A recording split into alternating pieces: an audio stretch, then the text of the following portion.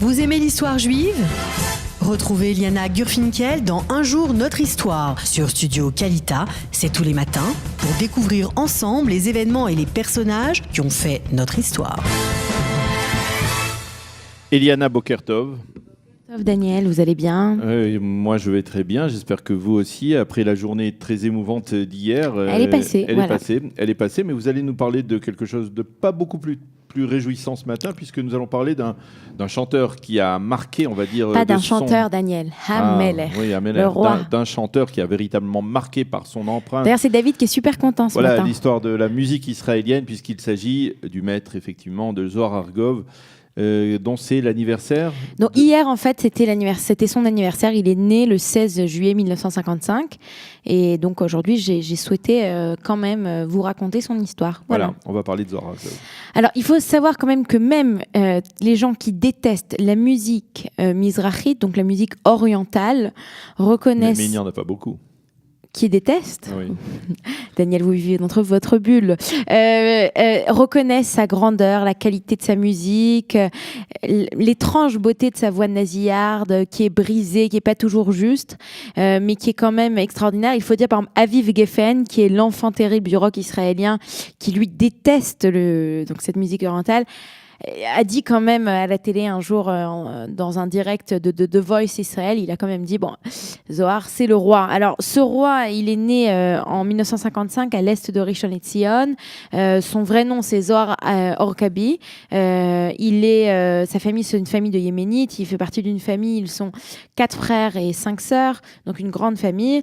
Et puis il arrête ses études très jeune, puis il va travailler dans le bâtiment, il va être peintre en bâtiment, et il a une très belle voix, il est reconnu pour sa très belle voix, mais bon, il n'arrive pas vraiment à percer grâce à ça.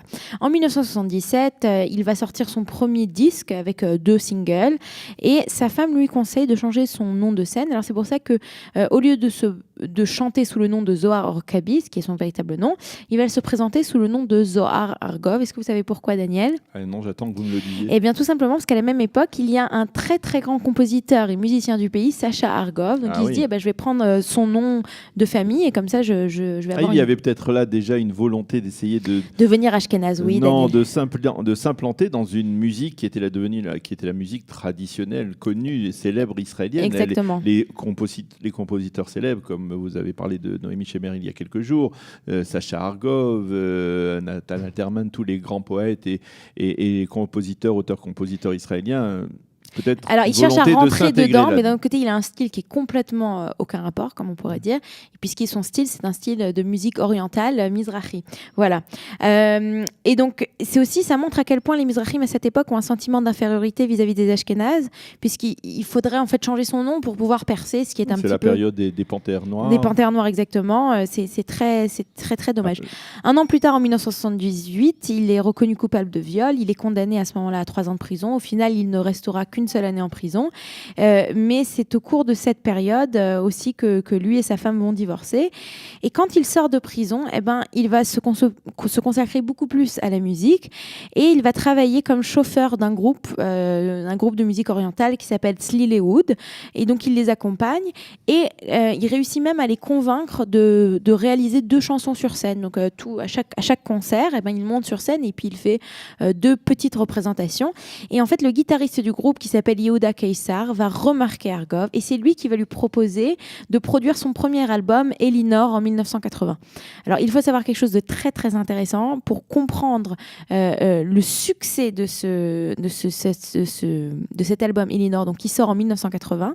Si vous regardez les tableaux et les statistiques des prénoms donnés en Israël, alors, il y a des prénoms qui sont toujours donnés et il y a un prénom qui n'a été donné, qui a été donné en masse, mais seulement en une seule année, c'est le prénom Elinor, en 1984. Donc, imaginez-vous, son disque sort en 1980, il va être très populaire en 1980-1982, et les enfants qui naissent en 1984, ces enfants vont porter en masse ce prénom Elinor, et c'est la seule année, si vous regardez le graphe, depuis 1948, le prénom Elinor n'est pas donné, 1984, hop, ça monte très très haut, et puis après 1984, ça redescend, et puis plus personne ne se fait appeler Elinor. Et à partir de ce moment-là, bien que ce CD, donc ce disque plutôt, Elinor, qui a été produit de façon très très très simple, il devient un des plus grands disques de la société, de l'histoire de la musique israélienne. Jusqu'à aujourd'hui, le Yediot Achronot, tous les ans, quand on reparle des grands noms de la musique israélienne, on parle de Zohar Argov, on parle de son disque Elinor, et puis après il va sortir d'autres chansons, dont la chanson en 1982 Aperach Begani, la fleur de mon jardin. Je pense que David se ferait un plaisir de nous la mettre après. Non, il se fera pas un plaisir s'il l'a. Bon, et c'est à partir de ce moment-là, à partir de ce disque de 1982, qu'on l'appelle le roi Hameler. Il va vendre donc son disque de façon 350 000 exemplaires, c'est énorme pour un petit pays qui est Israël. Mais il faut dire qu'aussi, dans la même année, 1982, quand il commence à devenir connu, il commence aussi à faire un peu le tour du monde. Il fait des tournées aussi aux États-Unis. Et c'est en fait aux États-Unis qu'il se drogue. Voilà, qu'il commence à découvrir la drogue. Et il va se droguer justement avec des drogues très, très, très dures, ce qui va en fait l'achever. Et puisque c'est comme ça qu'il va mourir. Il va mourir d'une overdose. Il va mourir d'une overdose où il va mourir d'une overdose en 1987, et c'est comme ça en fait que sa très très belle carrière va se terminer. Et il faut rappeler aussi qu'il y a quelques années, son fils Gili s'était aussi présenté à The Voice en Israël. Il avait eu un énorme succès, alors qu'il a chanté sa première chanson quand les juges lui font encore dos. Les juges se sont retournés tout de suite en disant Ameler, c'est Zohar Argov, c'est lui. Donc on a reconnu que c'était son fils, et malheureusement lui aussi n'a pas réussi à faire le programme jusqu'au bout pour des raisons de drogue, de délinquance et surtout de drogue. Il ne venait plus, il ne venait plus en fait aux répétitions. Il ne venait plus parce qu'il était complètement shooté. Voilà, ce qui est très malheureux. Voilà, bien, oui, voilà. C'est pas tout à fait très gai, mais enfin, c'est effectivement l'histoire. Oui, mais il nous a laissé de très belles chansons, Daniel. Il nous a laissé de très belles chansons, effectivement. J'espère qu'on pourra en entendre une. Et il faut savoir aussi, juste une dernière chose, qu'après sa mort, on a organisé tous les ans un festival de sa musique, et tout l'argent qui a été récolté lors de ce festival est utilisé afin d'aider donc des jeunes qui sont toxicomanes.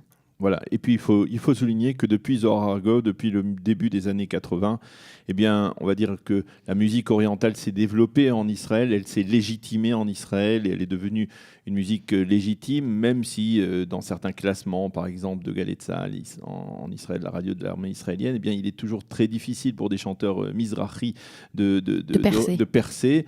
Eh bien, aujourd'hui, la musique orientale, eh bien, c'est une musique reconnue. Il y a de très nombreux chanteurs. Tout le monde le dit d'ailleurs que la musique orientale, c'est la musique la plus sympathique. Et les plus ashkénazes vous diront que, bon, au mariage, il faut quand même mettre de la musique mizrahi, c'est ça qui est sympa. Voilà, merci Eliana pour cette chronique. Un jour, notre histoire consacrée à Zohar Argov, le roi de la musique orientale en Israël au début des années 80. Dans quelques instants, ce sera la revue de la presse et des médias israéliens, mais bien entendu, avant cela, une chanson de Zohar Argov. Voilà, c'était Badad, tout seul, un chant de Zohar Argov, et je dois vous transmettre mes excuses à Eliana parce que je l'ai induit en erreur tout à l'heure.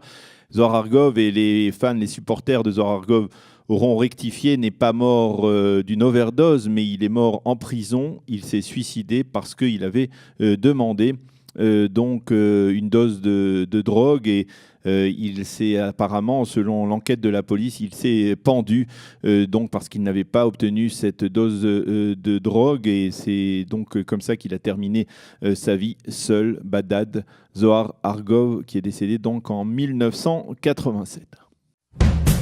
Vous aimez l'histoire juive ? Retrouvez Liana Gurfinkel dans Un jour notre histoire sur Studio Kalita, c'est tous les matins, pour découvrir ensemble les événements et les personnages qui ont fait notre histoire.